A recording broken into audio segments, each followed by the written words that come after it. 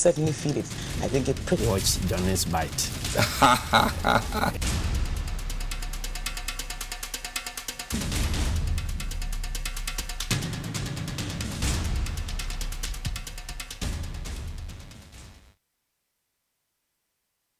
You know, I've watched you. Sometimes our people disagree with you, but I mean, I understand some of your approach. I mean, sometimes we take a hard bite. It helps us as politicians. Nowadays, when I listen to you, I even panic. Why? Maybe, hey, Why do you panic? the way you, Papa, you know, Papa. Figuratively, he bites as hard as he can. Okay. And of course, when he puts his fangs into you, you certainly feel it. I think Bismillahir Rahmanir Rahim. Alhamdulillah Rabbil Alameen. Hasbunallah wa ni'mal wakil. The Lord is my light and my salvation. Whom shall I fear? And yea, though I walk through the valley of the shadow of death, I will fear no evil, for you art with me. Thy rod and thy staff, they comfort me. Thou preparest a table before me in the presence of my enemies. You anoint my head with oil, my cup runneth over. And surely goodness and mercy shall follow me all the days of my life. And I will dwell in the house of the Lord forever and ever. Amen. Assalamu alaikum. It's Thursday. Welcome to Johnny's Bite. Now, this morning, I'm not so excited. I just saw Danny around the building. I thought I should raise this issue. About a few days ago, maybe a week and a little over it, I put Danny's picture up because I've never done that before on social media. So I put his picture up, says, oh, and with the caption, Danny played a video. I think Roland Walker also did the same thing. And he tells me that people now walk up to him and start literally threatening, I'll boss our videos, all of those threats that come to him. I mean, I face a lot of that, to the point where you have even somebody who is being paid with my taxes come all the way to the frontage of TV3, drove in a car and came all the way to come and threaten me. And repeated the thing that was said by the MPP communicator yesterday on the platform, that if Akufo-Addo were my father, and I told him, look, when I was young, maybe you should ask the president about my uncles. They were friends, they were cronies. So I am particularly worried. And you see, if we say we are practicing a democracy, we should have divergent voices and divergent views. Look at what, for example, happened to Captain Smart at Obuasi, and I've had my own share of it. But I am concerned about somebody like Danny who likes to be at the back end, who doesn't want to be at the front end. And maybe I regret putting out his picture there, because people kept asking, oh, we want to see Danny, we want to see Danny, we want to see Danny. And at some point, I think I had to stop mentioning his name that he played a video. Now he tells me that people walk up to him, strange people, some people he doesn't know, he's going to eat here, people walk up to him and they accost him and all of that. And I think it's a shame. It's a shame, especially when it's happening under a human rights lawyer. It's a shame. And we must all be very, very careful. Well, yesterday, I also chanced upon the minister in charge of our state enterprises. And my heart was broken. Listen to him. Johnny's Bite. Politics, you're Conco Pisca, Opisca, your business, call it despite. You're caught, see the cosum. A new time, I may see me Pisca, may die politics, you know, not be Pisca, may pass, I will not apologize. The Pisca in full force. Yes, I will not apologize. But I'm politics here. Soon, I just have money here. I see a help. You teach you nice. Land cruiser, I'm telling me and your family, your mom, so long as a benefit in what you're free to honor, a child land cruiser, can I go to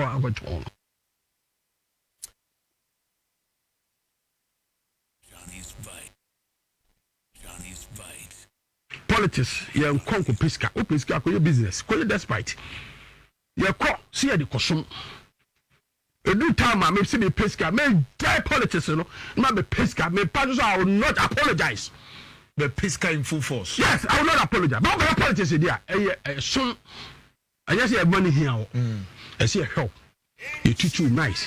Land cruiser, I'm telling me and your family, your mom, so long as a benefit in what you're free to honor, a child land cruiser, can I?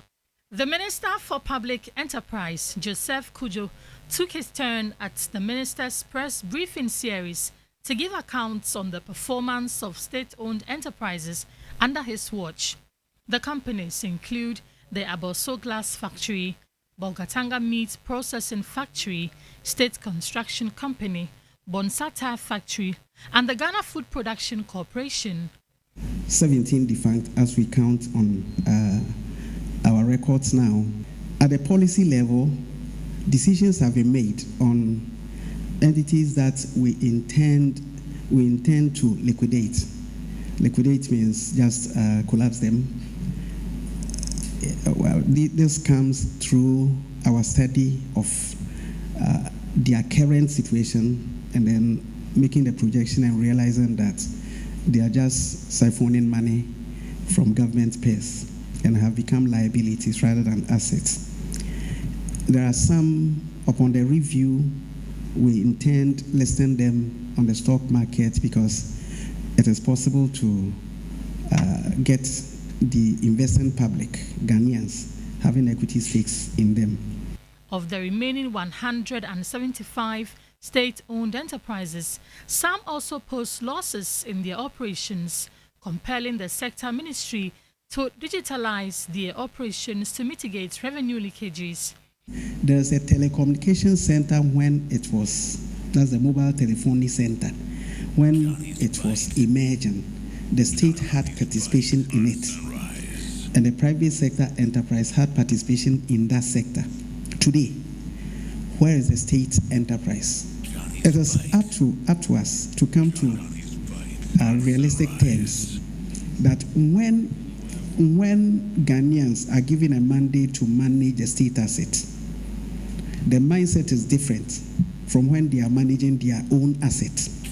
Every sector of the economy, the state was having an enterprise, which today has been successfully collapsed.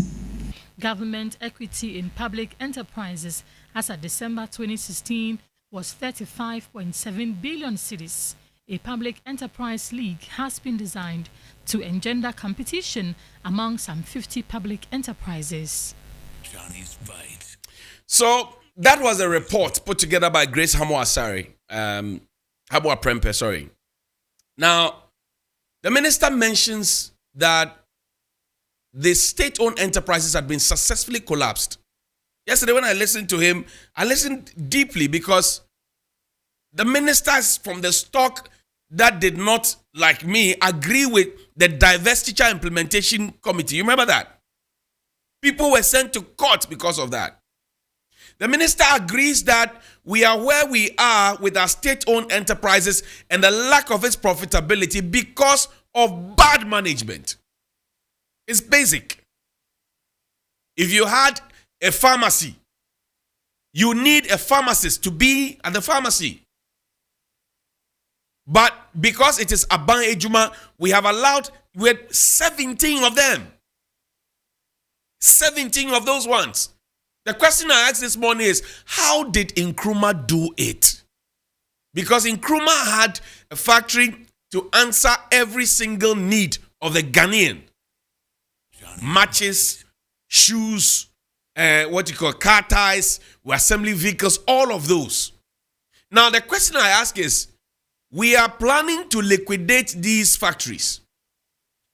Why is it that when we wanted to start one district, one factory, we couldn't identify these factories that now we intend to liquidate, to say, take the monies and let's revamp you? I remember the conversation about Neoplan. Send Mr. Carlos Ahinkra to tell us that government will not watch for Neoplan to go down. Show them the article. Government will not. This was in 2020, 27 January 2020. We showed you how Neoplan was on Johnny's Bite. And I say, if we had even paused to listen to some of the things we say and not listen to them with prejudice, we won't be here. What is the state of Neoplan today? State-owned enterprises said we won't watch for Neoplan to fold up. Now, show me what the president said. The president taxed state-owned enterprises to operate profitably.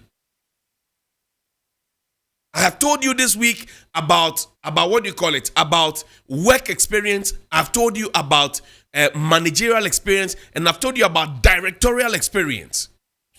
Who do we put in charge of those state-owned enterprises? Do we put family and friends there?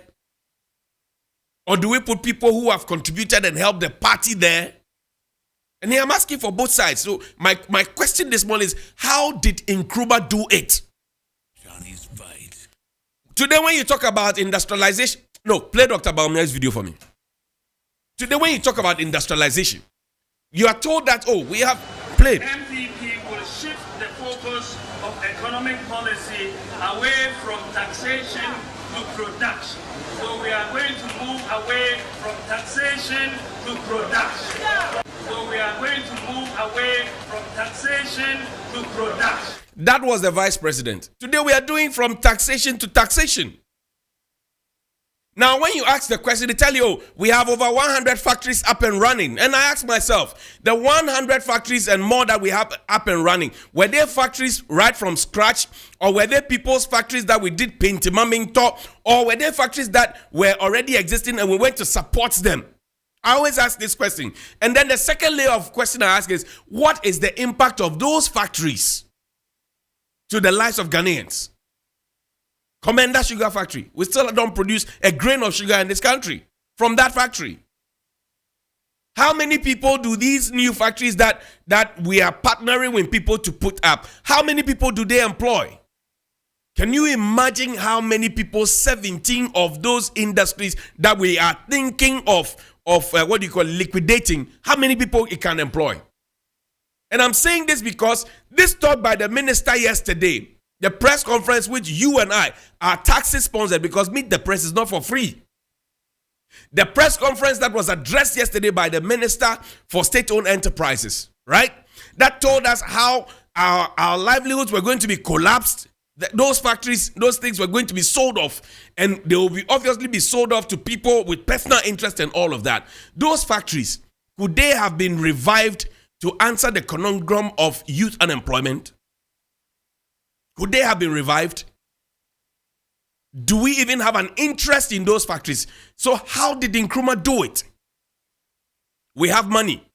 We have structures that are already there. What did we do? We saw the transformation of GEHOC. And over the last month or so, I have been consistent on GEHOC. K.T. Hammond, minister, goes there. He returns. He said, I will come back again.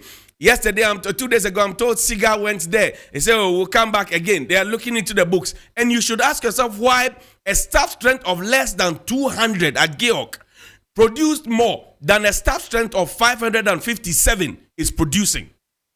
I've told you that since last week, Tuesday, GEHOC has not produced. In fact, their June salaries just reflected yesterday.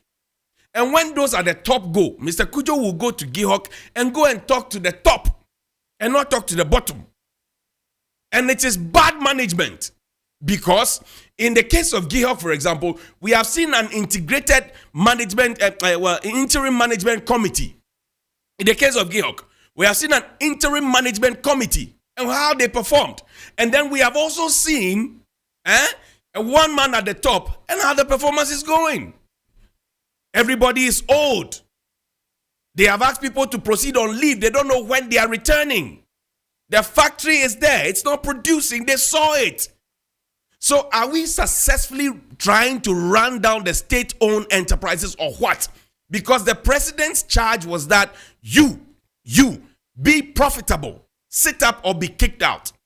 Let's look at the books of our state-owned enterprises, and I will go there one after the other. I won't talk about IGP leak tape. It's a red herring. It's a diversionary tactic. I won't talk about it. I'll talk about this one, because these ones scratch the people where they itch. These ones, they scratch the people where they itch. Who are the bosses of our state-owned enterprises? What is their capacity? What do they bring to the table?